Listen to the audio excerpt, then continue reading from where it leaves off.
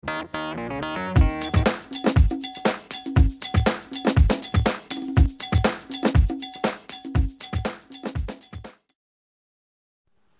est pertinent de travailler sur les chutes pour éviter la chute grave, mais aussi pour sensibiliser les soignants.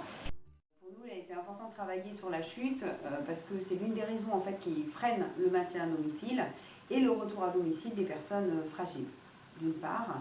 Et puis parce que la chute a tendance à augmenter la durée de séjour des personnes avec un risque de désadaptation motrice. Nous avons pu observer en fait que ces chutes ont des conséquences traumatiques mais également psychologiques sur les patients. Et de ce fait, très souvent, la durée moyenne de séjour est augmentée à la suite donc de ces chutes.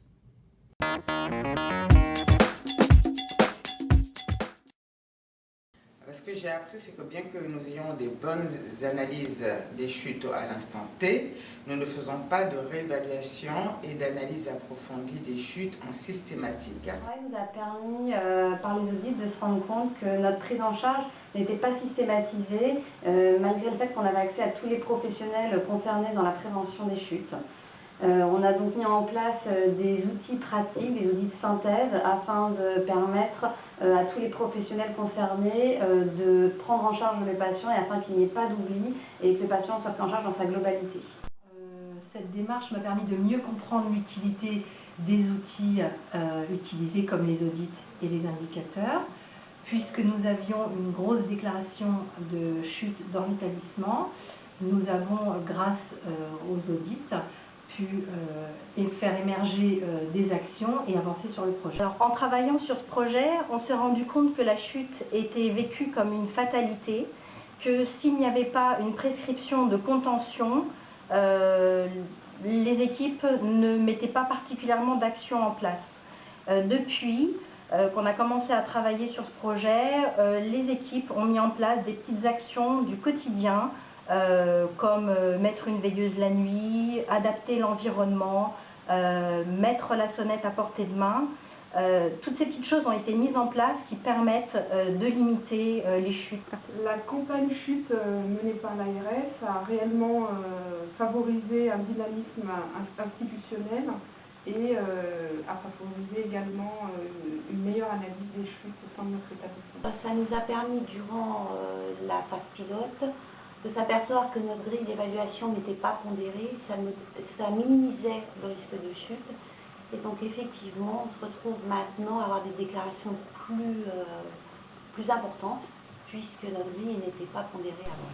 L'outil diagnostic créé ensemble pendant la phase pilote nous a permis une vision globale de la prise en charge de la personne âgée dès la préadmission. Nous avons pris conscience de l'importance de la prévention. Alors, la phase pilote du projet chute proposé par l'ARS s'est avérée très positive puisqu'elle a permis au SIAD d'être informé systématiquement et rapidement des chutes qui se sont passées donc, au domicile des patients. Elle nous a permis également de prévenir dans la mesure de nos possibilités ce risque de chute ou atténuer les conséquences de cette chute. 3. De faire un suivi post-chute et 4. De répertorier et comptabiliser ces chutes.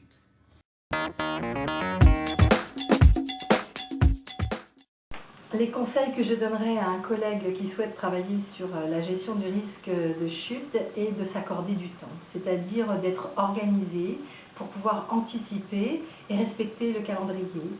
Il faut savoir de temps en temps s'isoler pour prendre son temps de travailler sur ce projet qui demande beaucoup de réflexion et beaucoup d'implication. La prévention des chutes, c'est un sujet qui est complexe, qui est pluriprofessionnel, qui nécessite beaucoup de temps pour pouvoir la prendre en charge. Et donc, il faut se concentrer sur des actions facilement réalisables qui aident les professionnels dans leur quotidien et qui permettent d'avoir des résultats rapides, ce qui permet aux professionnels d'avoir tout de suite une amélioration des pratiques.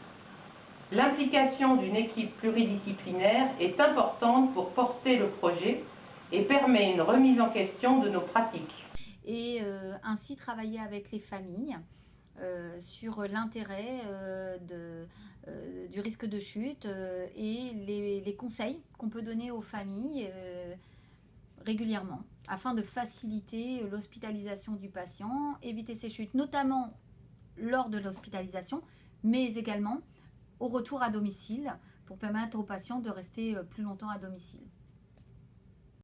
Un collègue qui souhaiterait travailler sur la gestion du risque de chute doit d'abord mettre en place un plan d'action et ensuite sensibiliser et former les équipes pluridisciplinaires et aussi voir les aides techniques que les résidents utilisent au quotidien.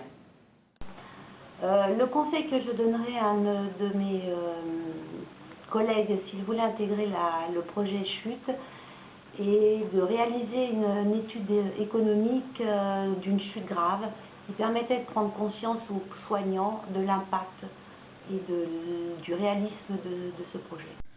Merci à l'ARS pour cette initiative qui se révèle indispensable pour la qualité de la prise en charge de nos patients.